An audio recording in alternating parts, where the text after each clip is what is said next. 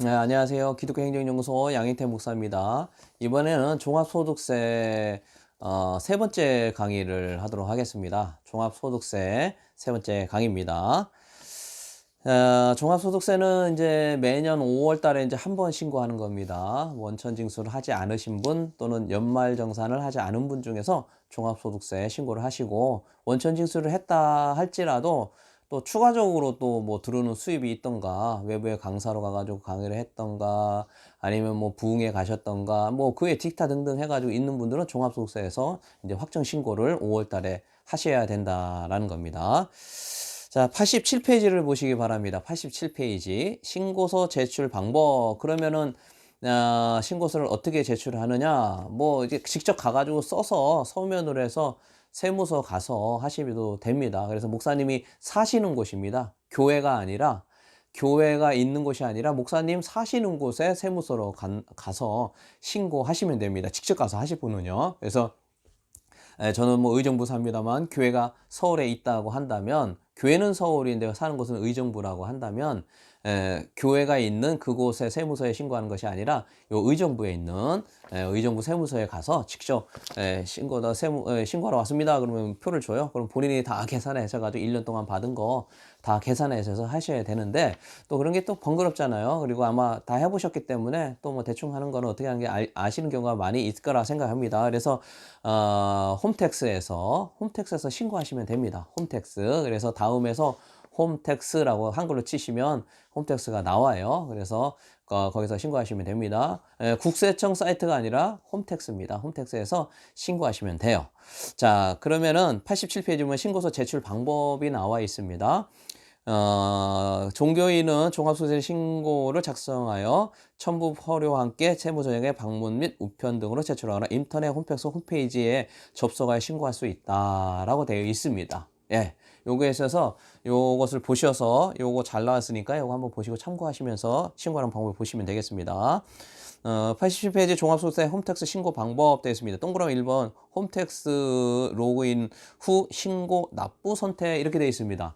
근데 이게 로그인은 공인 인증서로 하든지 아니면 거기 뭐 본인 로그인 할 수 있도록 해가지고 뭐 핸드폰으로 하든지 해서 할 수 있도록 되어 있습니다. 그래서 여기다 로그인 본인 거 하는 겁니다. 교회 거로 로그인 하는 거는 아니고 본인 거로 합니다. 교회 거 로그인 하는 것은 원천 징수하거나 원천세하거나 연말정산 해서 신고하거나, 아니면은 지급 명세서 할 때는 교회 거로 하시고, 지금 이거는 본인 거 개인 거로 하시는 겁니다. 그래서 신고 납부, 메인 화면에 보면 80배 위에 보면 홈택스 해가지고 신고 납부라고 되어 있죠. 예, 그래서 네모칸으로 해서 파란색으로 되어 있는데, 요것을 딱 누르시면은 동그라미 2번이 된다는 겁니다. 87페이지 밑에. 그래서 신고 납부 안에 보면은 파란색으로 오른쪽에 보니까 위쪽에 종합소득세에서 조그만 글씨로 되어 있죠. 예. 그거 누르시면 돼요. 종합소득세 신고하겠다 해가지고 그거 누르시면은 본인 화면이 뚝 뜹니다. 본인 화면이. 그래서 88페이지 보시면 이런 화면이 떠요. 88페이지 아래 거 보면은 예상색 화면 비교 화면 뭐 이렇게 되는데, 이런 식으로 이제 화면이 뜹니다. 그래서 내가 총 1년 동안 한 것이 얼마다 해가지고 공제한 것이 무엇이다 뭐 해가지고, 이 기본적인 거는 더 들어가면은 다 돼 있습니다. 왜냐하면 3월 달에는 이제 지급 명세서를 교회에서 제출을 하잖아요. 거기에 이게 써 있어서 그거 갖다가 전산 처리가 되어 있기 때문에 기본적인 거는 다 여기 써 있어요. 그러나 이제 기본적이지 않은 것은 가족관계 같은 거는 안 돼 있기 때문에, 가족관계는 본인이 여기다 다 써야 됩니다. 그래서 공제를 1인당 본인 거는 150만 원, 그 다음에 사모님이 직장생활을 안 할 경우에 뭐 100만 직장생활 안 해도 100만 원 이상 뭐 무슨 들어온 수입이 있으면 또 그것도 안 됩니다.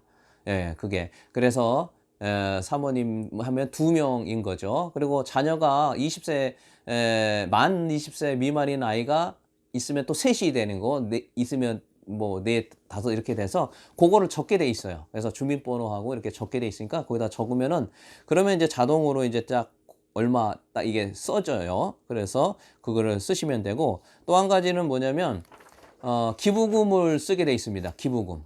예, 기부금 보니까 얼마냐 해서 했는데 기부금도 그냥 무조건 받은 거 다 되는 게 아니라 퍼센테이지가 정해져 있습니다. 그래가지고 자기가 뭐 1년 동안 1,000만 원 했어도 그 중에 이제 15%, 예, 15%, 예, 15%만 이제 하게 돼 있는 거죠. 그래서 거기다가 이제 적게 돼 있어요. 그래서 뭐 무조건 다 하는 거는 아닙니다. 그래서 기부금 한 거를 거기다 적으시면 됩니다. 예, 기부금 한 거.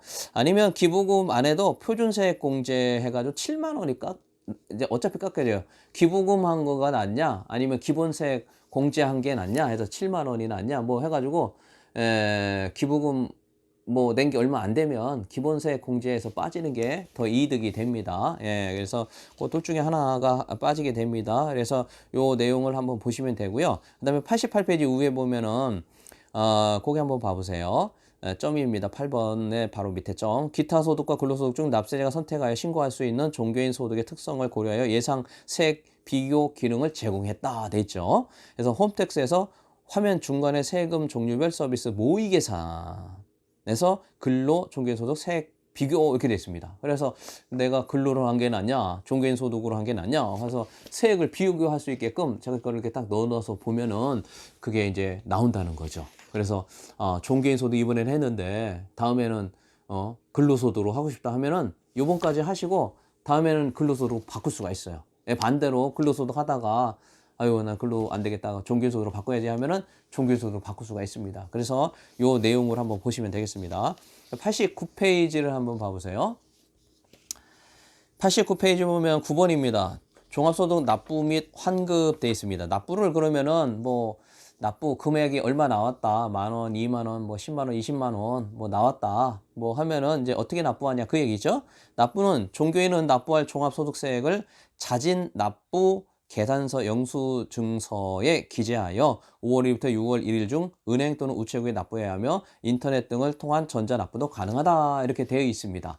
예, 그래서 다 계산을 해서 나중에 누르면은 세금 얼마입니다. 아니면은 0원입니다. 하면 0원이면은 이제 납부할 필요가 없죠. 그런데 뭐 단돈 뭐 1,000원이라도 나왔으면은 그 세금 납부할 금액이 나옵니다. 예, 납부할 금액. 그래서 그 납부할 금액을 갖다가 출력을 해서 지로용지 같이 생긴 거 출력을 해서 은행 가서 내시면 된다는 겁니다. 그런데 나는 뭐 은행 안 가겠다. 그러면 거기에서 직접 납부가 있어요. 그럼 거기서 직접 납부를 해서 계좌로 해서 보내도 된다는 겁니다. 그리고 또 한 가지는 지금 우리가 계산한 게 뭐 만약에 10,000원 나왔다. 그럼 10,000원은 국세예요, 국세. 국가에다 내는 겁니다. 10,000원이면 11,000원을 내는 거예요. 1,000원은 뭐냐? 지방소득세가 같이 따라 붙어요. 그러니까 거기에서 납부할 세액이 뭐 한 20,000원 했는데 보니까 뭐 또 뭐 밑에 또 뭐 붙는 게 또 나와요. 예, 그러면은 그거 하면은 10%가 붙어서 20,000원이다. 22,000원 총 내야 될 세금은 22,000원 10%더 플러스해서 내신다라는 겁니다. 그래서 그거 잘 보시면 그거 어디에다 내야 되는지 보셔서 그것을 내시면 되겠습니다. 그래서 종합소득세 전자납부하는 것도 나와 있죠. 89페이지요. 그래서 홈택스에서 신고 납부해서 세금 납부하시면 되고 지방소득세에서 위택스에서 냅니다. 지방소득세는 위택스에서 내는 거니까 그것도 잘 보셔서 내시고요.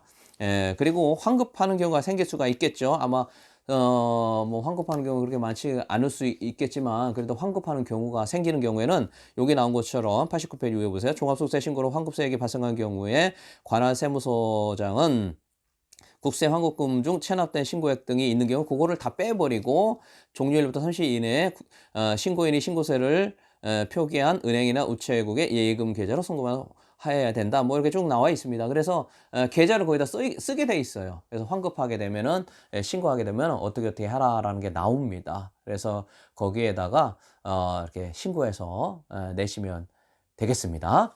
예, 감사합니다. 오늘도 좋은 하루 되세요.